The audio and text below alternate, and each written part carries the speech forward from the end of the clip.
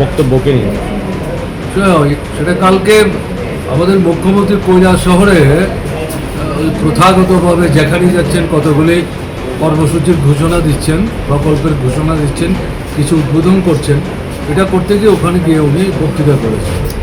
করতে গিয়ে দেখা গেল পূর্বতন মুখ্যমন্ত্রী হিসেবে আমার একটা বক্তব্যকে বিকৃত করে অসত্যের আশ্রয় নিয়ে মানুষের মধ্যে বিভ্রান্তির সৃষ্টি করে নিজেদের যে ব্যর্থতা, দুর্বলতা, এর থেকে নিজেদের রক্ষা করার উদ্দেশ্য নিয়ে এই বক্তব্যের আশ্রয় নিয়েছে।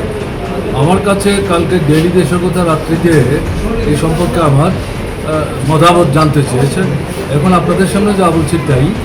আজকে দেখলাম পত্রিকা খুলে দৈনিক সংবাদে প্রথম পৃষ্ঠায় এই দুটো জায়গাতে তারা মামলা দায়ের করেছে। আমি দেখলাম তাদের বক্তব্য এবং মুখ্যমন্ত্রীর বক্তব্যের মধ্যে মানে মূলত কোনো একটা ফারাক নেই। অর্থাৎ তাদেরকে দিয়ে শাসক গোষ্ঠীর শাসক দল এবং পরোক্ষের সরকারের মদতেই এই মামলাগুলো সেখানে করা হয়েছে। এগুলোতে তো আমাদের কাবু করা যাবে না। হয়তো সরকার পেয়ে অন্যদেরকে ভয় দেখাবার চেষ্টা করছে। এটা